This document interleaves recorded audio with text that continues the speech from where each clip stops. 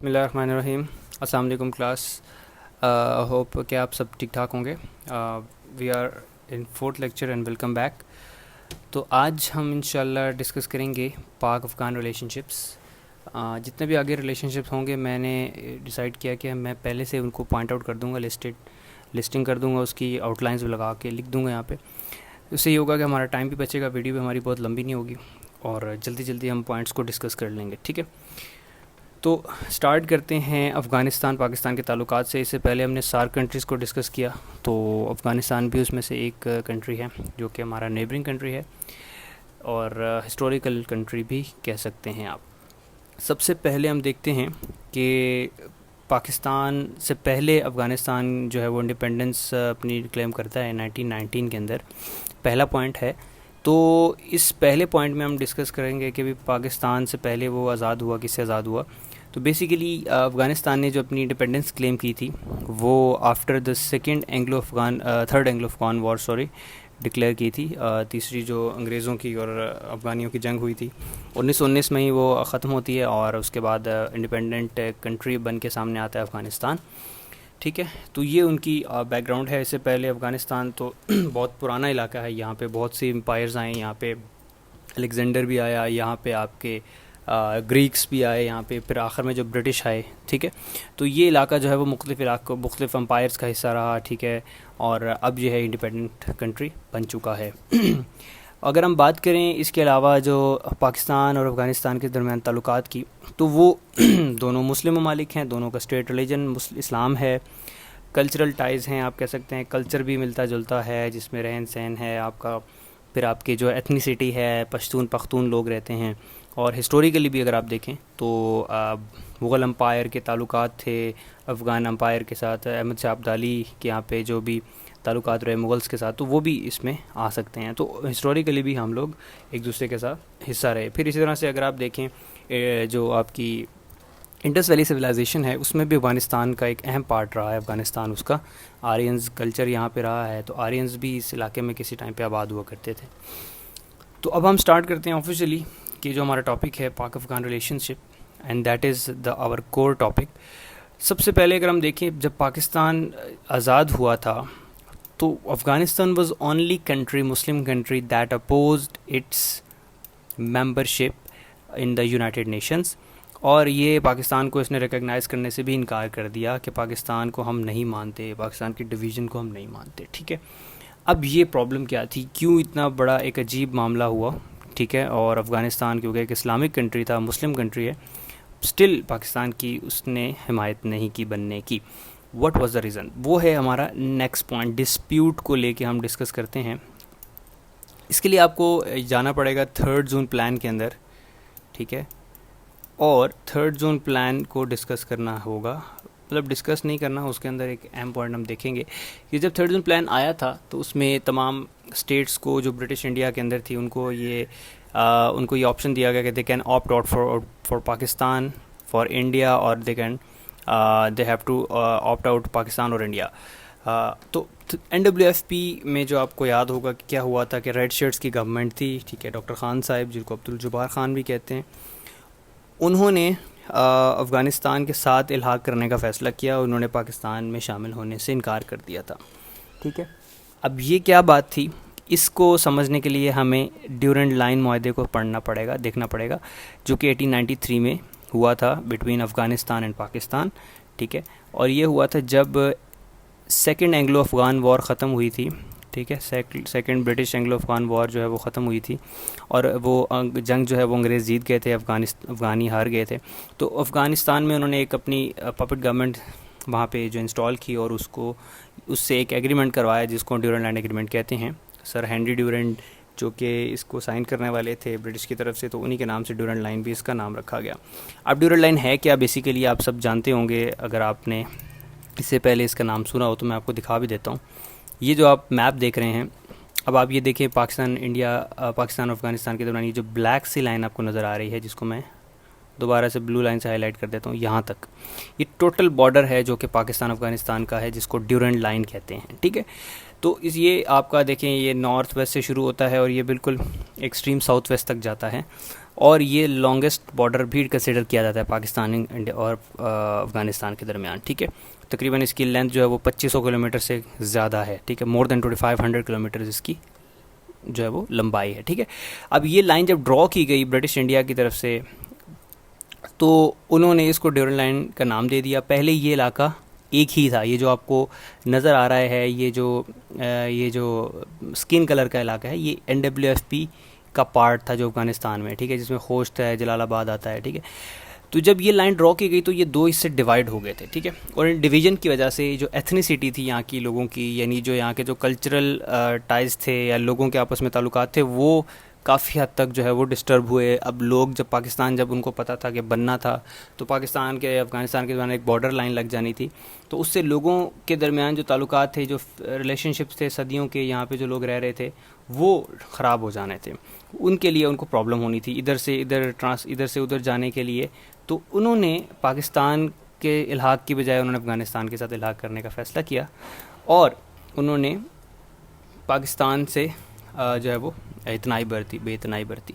تو اب یہ جب فیصلہ ہوا کہ پاکستان میں ہی جانا ہے اور مسلم پاپولیشن یہاں پہ رہتی ہے, تو انگریز نے جب یہ کانفلکٹ دیکھا تو پھر اس نے یہ فیصلہ یہ کیا کہ وہاں پہ اس نے ایک ریفرینڈم کرایا. آپ کو یاد ہوگا 3 جون پلان میں, اور اس ریفرینڈم کا بائیکاٹ کیا ریڈ شرٹس نے, اور بائیکاٹ کرنے کے باوجود ریفرینڈم ہوا, اور ریفرینڈم میں صرف 30% پبلک نے پارٹیسپیٹ کیا تقریباً, اور انہوں نے پاکستان کے حق میں یہ ووٹ ڈال دیا ریفرینڈم کا.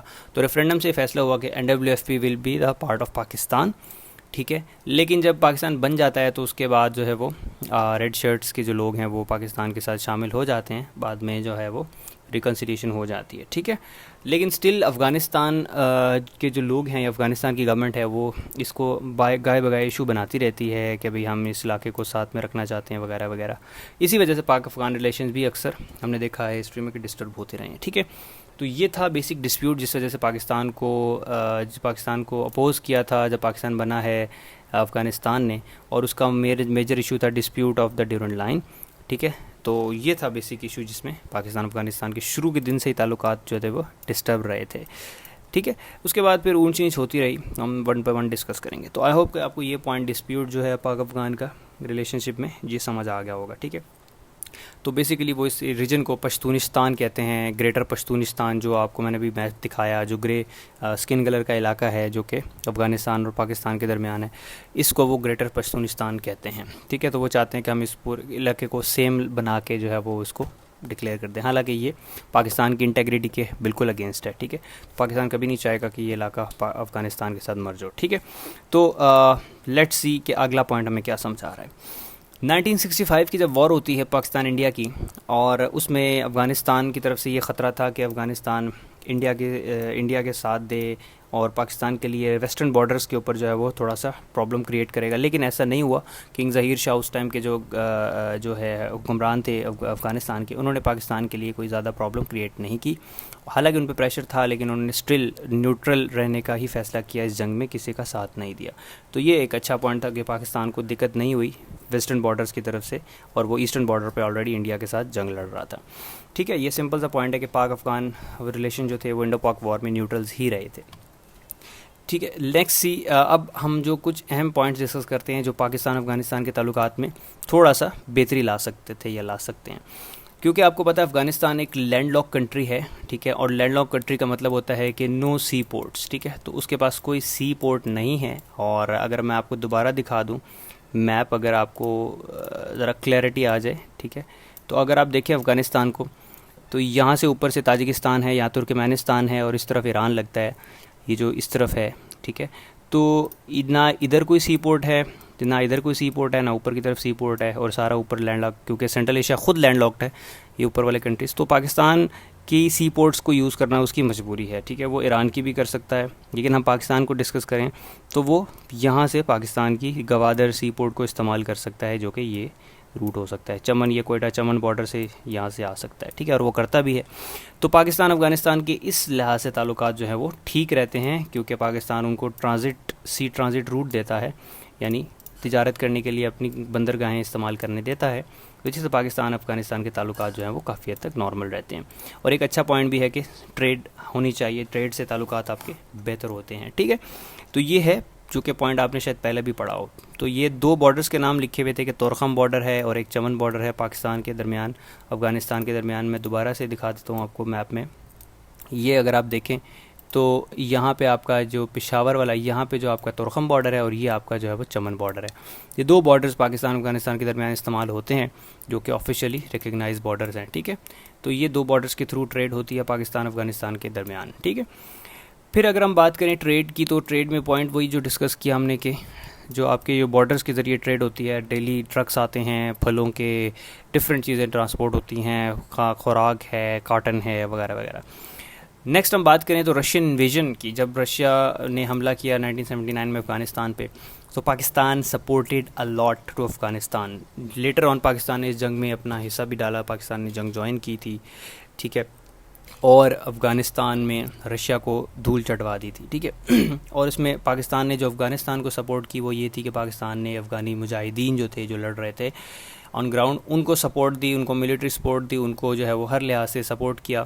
پھر سب سے اہم بات وہ تھا امیگرینٹس. پاکستان میں تقریباً 4 ملین کے قریب جو امیگرینٹس آئے تھے اس جنگ میں, ان کو پاکستان نے جو ہے وہ شیلٹر دیا, فوڈ دیا, ان کو رہنے کی گھر دیے, رہنے کی جگہ دی, پھر ان کو سپورٹ کیا. اور بڑے عرصے تک اس سال لاسٹ ایئر تک تو ہمارے ملک میں کافی افغان مہاجرین رہے تھے, لیکن ابھی ریسنٹلی ان کو جو ہے واپس بھیجا گیا. تو پاکستان نے ایک برادرانہ ملک ہوتے ہوئے, ایک کنٹری, ایک اسلامک ایک مسلم کنٹری کے ہوتے ہوئے, یا آپ کہہ سکتے کہ ایک نیبر کنٹری کا حق ادا کیا جب آپ پاکستان نے امیگرینٹس کو جگہ دی. سملرلی 9/11 کے بعد جب 2001 میں افغانستان میں دوسری افغان وار شروع ہوتی ہے, جب USA اٹیک کرتا ہے افغانستان پہ, تو اس پہ بھی پاکستان نے امیگرینٹس کو دوبارہ سے سیکنڈ ٹائم جو ہے وہ جگہ دی تھی. تو یہ امیگرینٹس پاکستان میں بھی آئے اور ایران میں بھی گئے, لیکن پاکستان نے ان کو سپورٹ کیا, ان کو دوبارہ سے جو ہے وہ سیکنڈ ٹائم ان کو سپورٹ کی. تو یہ ایک اہم پوائنٹ ہے جو کہ پاکستان افغانستان کے تعلقات میں کافی پازیٹیوٹی لے کے آتا ہے. ٹھیک ہے, اور لاسٹ پوائنٹ اگر ہم دیکھیں تو وہ 2021 میں جب USA نے ریٹریٹ کیا تھا فرام افغانستان, ٹھیک ہے, تو ادھر نئی ایک رجیم آ گئی تھی. ٹھیک ہے, اس طالبان رجیم کو پاکستان نے ریکگنائز تو نہیں کیا, لیکن سٹل پاکستان کے ان کے ساتھ تعلقات جو ہے وہ کافی بہتر رہے ہیں. ریسنٹلی کچھ ٹینشنز کریٹ ہوئی ہیں, لیکن سٹل اس طرح سے کوئی بہت زیادہ خراب ریلیشن شپ نہیں رہے. ٹھیک ہے, لیکن ہماری کوشش یہی ہے, ہماری دعا ہے کہ پاکستان کے تعلقات بہتر رہیں اپنے نیبرز کے ساتھ, کیونکہ پاکستان کے بارڈرز لگتے ہیں اور 2500 کلومیٹر کا لمبا بارڈر ہے جو کہ ایک بہت بڑا ولنریبلٹی بن سکتی ہے اگر پاکستان افغانستان کے تعلقات میں کوئی بھی ٹینشن آتی ہے. تو ویل ہوپ کہ ہمارے تعلقات جو ہیں وہ ہمارے نیبرنگ کنٹریز کے ساتھ بہتر ہو جائیں, افغانستان کے ساتھ اگر تھوڑے سے اوپر نیچے ہو بھی جاتے ہیں. تو یہ آپ اس طرح سے اس کو ڈسکس کر سکتے ہیں اگر یہ پیپر میں آ جائے. ٹھیک ہے, تو پاک افغان ریلیشنز کو آپ نے اس طرح سے یہ جو پوائنٹس ہیں یہ بھی آپ ڈسکس کر سکتے ہیں, اگر آپ کتاب سے پڑھ لیں وہ بھی ٹھیک ہے. تقریباً یہی باتیں آپ کو 90% اس میں ملیں گی. آئی ہوپ کہ آپ کو یہ ٹاپک سمجھ آ گیا ہوگا. اگر کوئی کوشچن ہو تو آپ ضرور کومنٹس میں مجھے بتائیے گا, میں آپ کو جواب بھی دے دوں گا اس کا. اور اگر آپ کو ویڈیو سمجھ آ گئی تو آپ ایک لائک بھی دیجیے گا تاکہ مجھے آئیڈیا ہو جائے کتنے لوگوں کو یہ ویڈیو سمجھ آ گئی ہے. ٹھیک ہے, اپنا خیال رکھیے گا. اپنی سجیشن دینا چاہیں تو ضرور کمنٹس میں دیجیے گا. شیئر کرنا چاہیں, سبسکرائب کرنا چاہیں تو کر سکتے ہیں. Thank you very much. اپنا خیال رکھیے گا. اللہ حافظ.